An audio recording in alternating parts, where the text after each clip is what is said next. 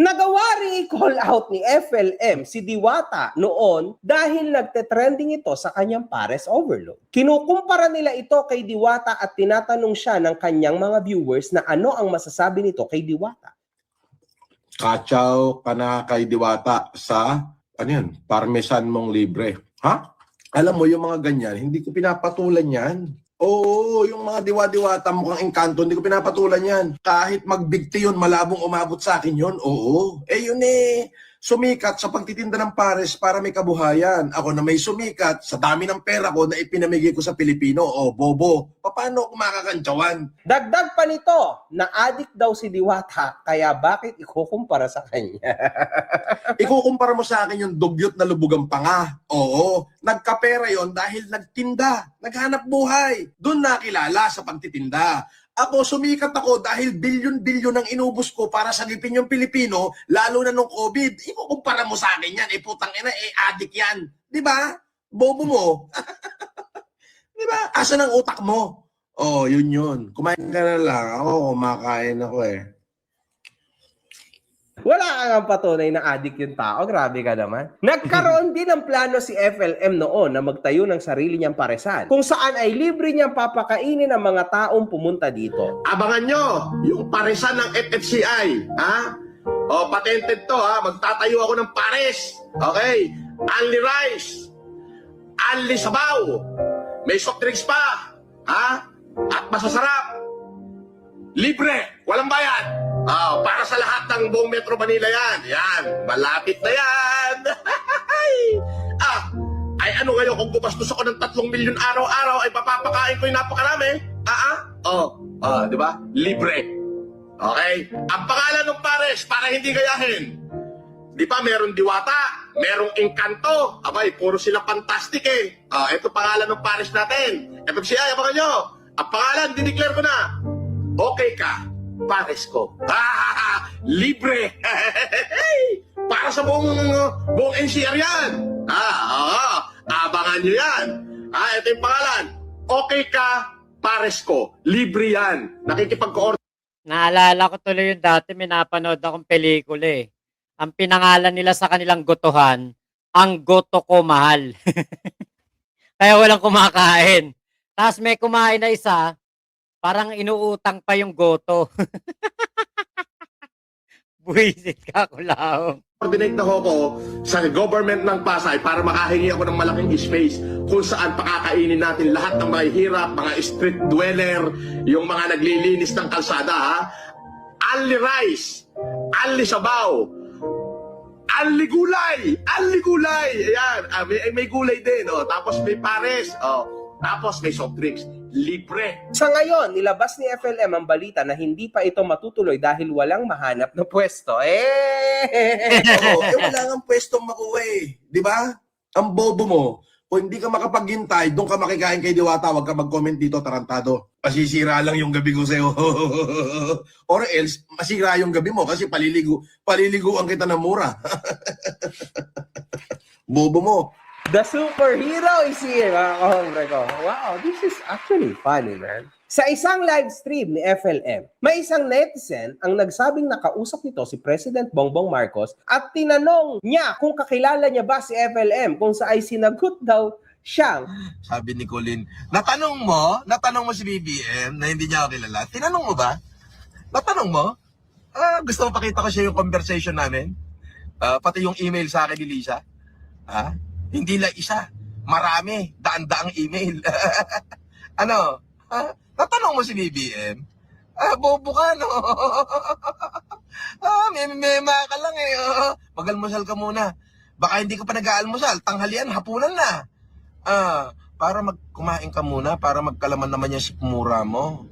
Para pag nagkalaman yung sikmura mo, magkaroon ng oxygen, yung gagamong-gumong utak, hindi malauhugan laman. Ang laki-laki ng bungo mo, malauhugan laman, puro sipon. Lumabas din ang isang balita na kung saan ay featured si BBM. Tinanong rin kung kilala nito si FLM. May kamag-anak ba kayong Francis Leo Marcos? Wala.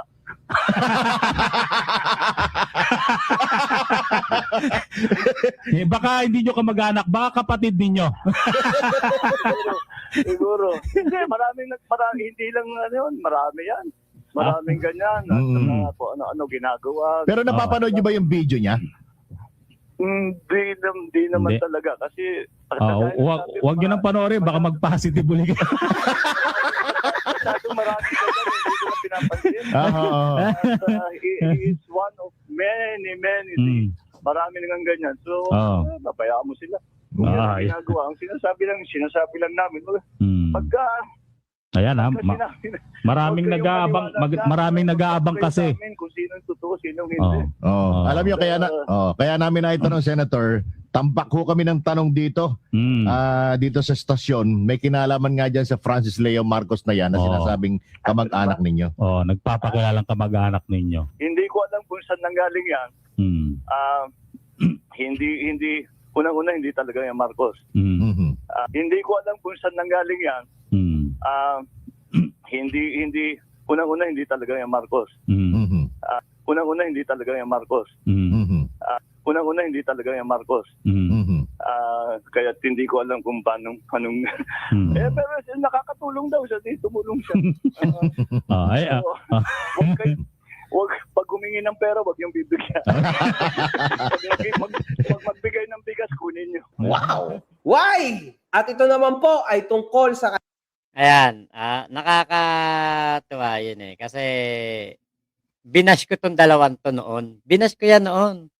Yung dalawang yan. Kasi nga pinagtatawanan si Kulaong. Ngayon, may nakita tayo sa FB. Matagal ko na tong na-save. Nakikulaong pa ako. Na-save ko na to. Kaya ngayon, ipapakita ko sa inyo. Nahalongkat ko ba?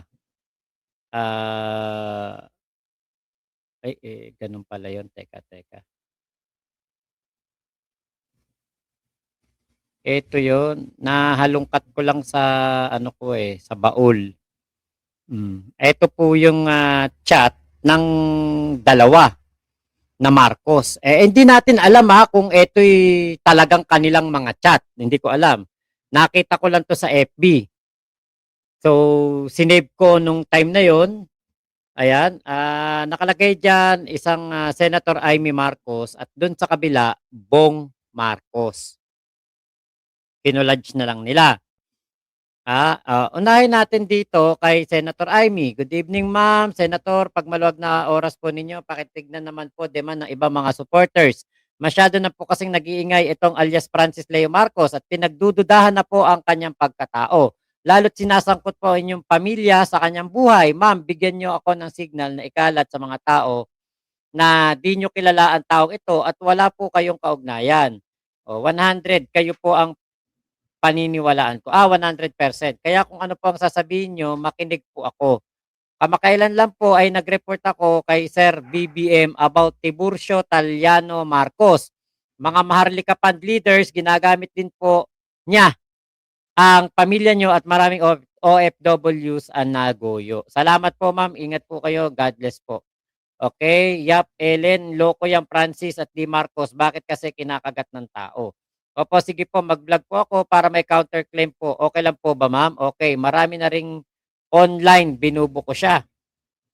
Okay. Salamat po. Sige po. Share ko sa iba't ibang pages. Take care po.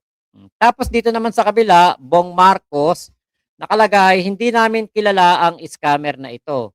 Tapos itong litrato na ito mismo, ito po ay yung sulat o request ni Madam Imelda Marcos para maimbestigahan itong si Kulaong.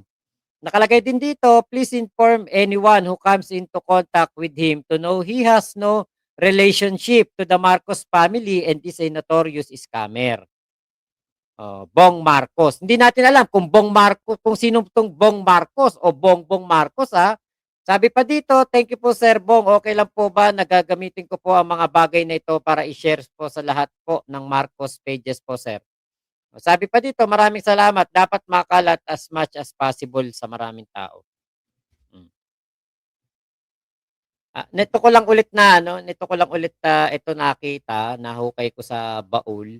Kaya, ayan, di natin alam kung tunay ba yan. Kasi nung lumabas yan, ay panahon pa ng, panahon pa to ng UTW versus Macmac Pablo. Yun yung kapanahunan na yan. Kaya po, hindi natin alam kung tunay ba yun. Pero 'di ba, same thing din na sinasabi nga diyan na yun nga, wag suportahan tong si Kulaong. Sinasabi din ni BBM na hindi niya ito kamag-anak. Tumulong siya. Ay, Huwag kayo, pag humingi ng pera, wag yung bibigyan.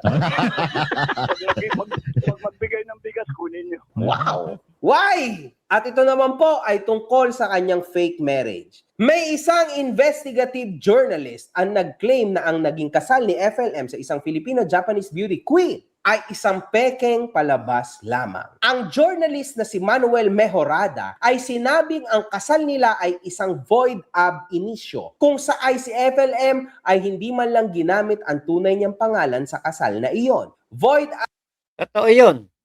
Kinasal si Kulaong Francis Leo Marcos. Kaya nga hindi niya asawa si Mayu kasi si Kulaong ay si Norman Mangusin. Ikinasal si Kulaong at si Mayu, wala pong pirmahan na nangyari sa, di ba, ipaparegister mo yan, ipapasa mo yan sa PSA o NSO pa that time para maging legal ang kasal nyo. Ipaparegister mo yan. Ito si Kulaong, talagang nagpanggap lang po naman talaga tong Marcos at yung kasal po nila ay void. Bakit?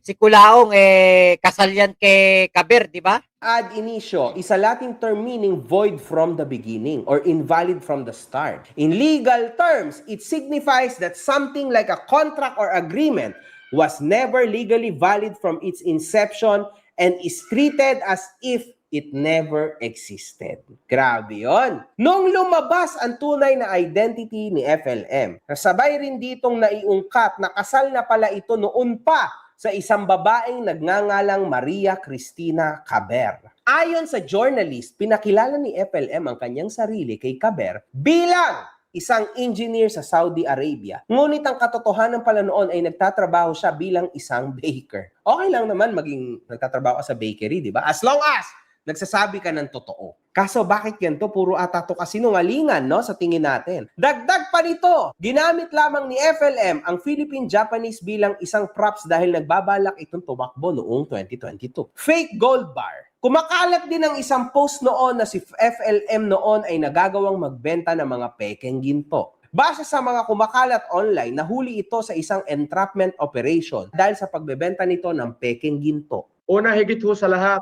hindi yung hawak kong gold bar ay totoong ginto po yun. Yun ho ay totoong ginto at ibinigay ko sa aking kaibigan. Hindi ko pinagbili, ibinigay ko lang. Alright? Yung pong ginto na yon may patunay po. Kasi po ako pag may ipon, pag may sobra, hindi naman ako mahilig magbangko, ibinibili ko po ng gold bar, ng gold sa arangke. Pa kalakalahating kilo, pa isang kilo, 1/4 kilo. At marami pong magpapatunay niyan kahit pumunta po kayo ng arangke, tanungin niyo po yung aking pangalan, especially kay Bobot Bilibiran, no? Kaya doon sa mga nagtitinda ng tingi-tinging ginturon, ay kung mga 20 kilo ho, ako huy bumili na. Ang dami nun. Dahil gusto kong mag-invest sa ginto. So yun ay tinutunaw at ginagawa kong pinagagawa kong para buo po siya. Na pagka ako po'y nangailangan, yun din po ay akin tinitipak-tipak at ibinebenta ko rin po dun sa arangke kung saan tumaas na yung presyo. Ayun, ganun po yun. Kahit i-verify nyo ho sa arangke, lahat ng mga nagtutunaw ng ginturon, isa po ako sa mga bumibili ron. Ayan, kahit very specific, isa sa pinakamalaking taga-benta ng ginto po dyan ay si Bobot Bilibiran. Ayan. Ayun o. Ako pinakamalakas mamili dyan. Pagka may pera po ako at sobra, so mag-i-invest po ako sa gold. So kaya po yung gold bar na yun, madali pong, ang ginawa po nila, kinalkal po nila yung mga lumang litrato ko. Ako bata pa lang, ako talagang lahat ng klase ng paghahanap buhayan ay ginagawa ko. Okay? So sa pagpapala at malinis na puso, kaya ako pinagpapala ng Diyos. So yung pong picture na yun, nakalkal lang po sa album ko yun kung saan natuwa po ako kasi first ever po na nakabuo ako ng ganong kalaki, nakabuo ako ng bara sa aking pag-iipon-ipon, ay natuwa po ako, ipinost ko po. Pero yun po, itinago ko po sa email ko sa aking unang email. Nahack po nila yung aking unang Facebook. Ayun na po, ginagamit na po against me. Uulitin ko po, hindi po ako na-engage sa kahit anong pagtitinda ng ginto dyan o kahit anong klaseng transaction ng mga gold dyan. Hindi po kasi ako naniniwala dyan. Kung gusto po nyo ng ginto, mamili kayo sa Pilex, magmina kayo. Kung may pera naman kayo, mura po ginto sa arangke, o de pagtaas, ibenta nyo rin.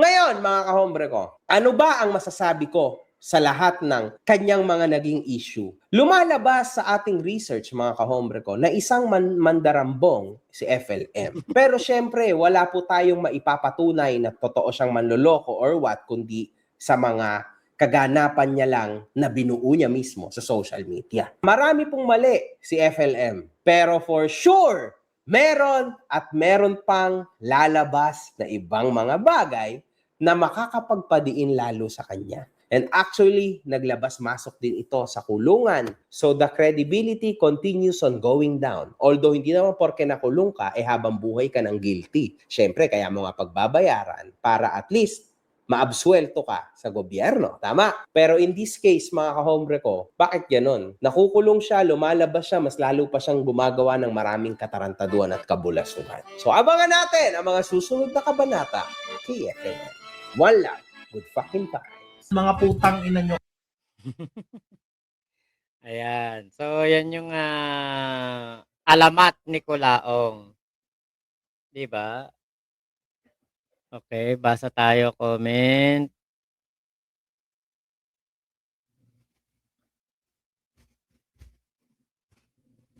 Oh, ang layo na pala ng comment.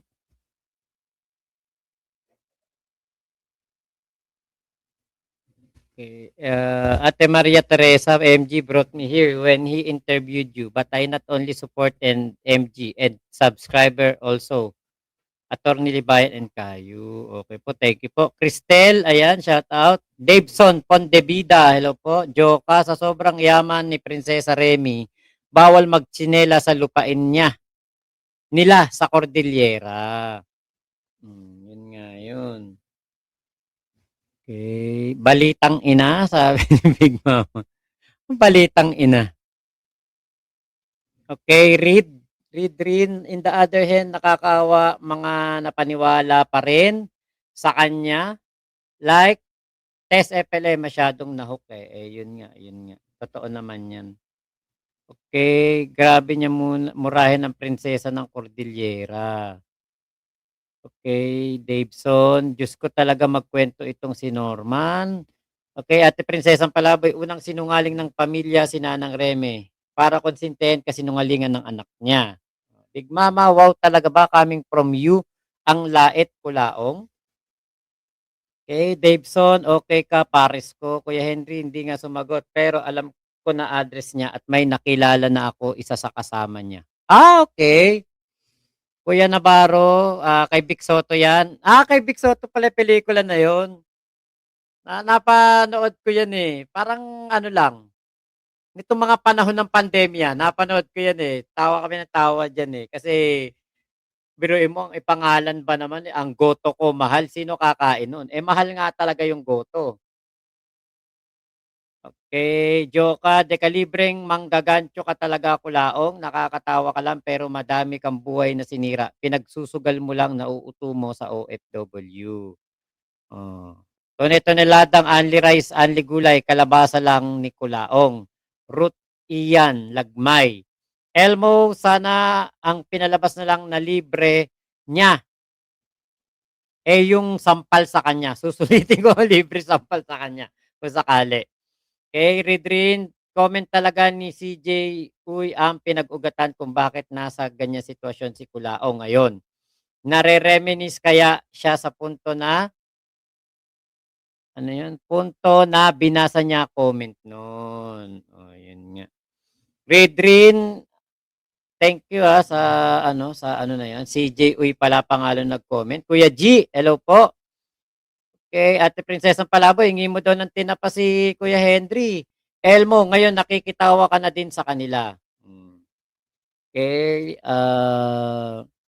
Ate Glenn Magramo ng Dubai, hello po. Okay. Ate Prinsesa, oo, sige, pakyawin natin tinapa para hindi lang $20 pinapadala niya kay Kulaong. Makoy Cargado, fraudulent person, sabi ni Imelda sa NBI. Okay, Ruth Ian, yung video ni Inay Mary Ann, wish granted sa pakiusap kay Senator Pacman. Sa pamamagitan ni Boss MG, malapit na Inay Mary Ann, tuspok na ang Kulao, magkakasama rin kayo. Pucha, para iba na yun magkakasama rin kayo Navarro, Renzo J, Bute, Binarubal, ni Cap Nino Barsaga si Norman. Okay, Ate Ira, sobrang hangin. Totoo po yan. Kuha na natin ang Senomar, Boss Mac. Pwede ba yon kahit ikaw lang? Hindi si Kulaong? Navarro, minsan ka na lang mabate ng 8th Division World Champion Manny Pacquiao, Kulaong patawag sa'yo. Tama nga. Asia RC, hanapin natin si Bobot Bilibiran. Actually, nagpunta na ron alam ko, nagpunta doon sila JC De La Cruz, saka sila AC. Parang wala naman silang nakitang Bobot Bilibiran doon. Okay, Navarro din nakapag-live si Norman sa YT. Niyurakan ba naman pagkataon niya sa media? Oo nga. Feeling blessed. Oo, yun nga po, Ate Big Mama. Cristel, pinabuo ng gold bar yung mga tingi-tingi ginto, pero may tatak na Sumatra yung gold. Yun nga Tarantado talaga si Kulaong, sinungaling yun talaga. RCRC. Hari ng kasinungalingan talaga, kawawa yung madali lang mauto nitong Norman. Kuya Henry, ang alamat ng Kulaong noong unang panahon. Nalaad from Hong Kong, may nag-i-English na naman, sabi ni Kuya Henry. Okay. Ay, oo, wala, hindi na natin nakita yung nag-i-English dito, no? Kuya Erwin Pagunsan, wala bang warrant? Wala po. Malapit. Pero sabi nga, anytime soon, lalabas na daw yan. Okay, Prinsesang Palaboy, marami siyang backer noon, kaya pa niya magpanggap. Ito si Pritz Wilan, thank you. Thank you sa pakulay, Ate Katrina Love, kailan ba ipapataol? Joka, Kuya Max, sa kabila ng katarantaduhan ni Norman, Kulaong, sana lumaking mabuting tao mga anak niya. Oo naman, sure naman yan. Ate BMB Katrina Love, kailan ba ibabalik sa mental hospital yan? Malay natin, baka bukas. Boss, thank you for sharing your blessing. Pritz Wilan, thank you talaga. Ayumi, papatanong ko sa kapatid ko bukas, yung amo niyan. Amo niya yan, si Bilibiran. Okay, sige Ate Ayumi ibalita mo sa amin. Kuya Elmer, Boss Mac, pinanood kita sa TV ngayon. Ang laki nga pala ng pagkakaiba ni Kulaong sa'yo. Ay, oo naman. Grabe ka naman, Kuya, hindi na kailangan i-memorize yan. Nonood ka sa TV mo? Totoo ba sa TV ka nanonood? Gulatin nga natin. Si Kuya Elmer. Ate Prinsesang Palaboy, praying for more warrant.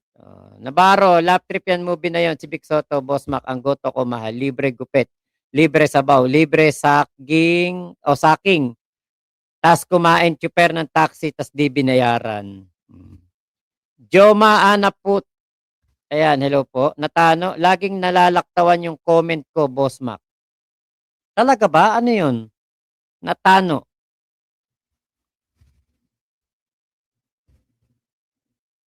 Wala naman ako nakikitang comment mo. Baka baka meron kang nabanggit na hindi dapat. Kaya wala dito. Kasi pag ganun yun pag meron ka nabanggit na hindi dapat, na hindi tanggap ni YT, tinatanggal po niya yun. Okay, Big Mama, hoy Makmak, ang sakit sa mata, sa TV din ako. Tinabi nyo kasi di para makita nyo si Kulaong. Dior, Boss Mac, wala bobot doon sa Arangke, kasi suki kami doon dahil bumibili din kami ng mga gold. Tas doon namin binabagsak. Halos 40 years na kami nagbebenta doon, walang bobot doon na pangalan. Okay po. So maraming salamat po ha. Ingat po kayo. Nasaan mang panig kayo ng mundo. Momo chup chup. Love you, love you. God bless us all. Pilipinas. God first.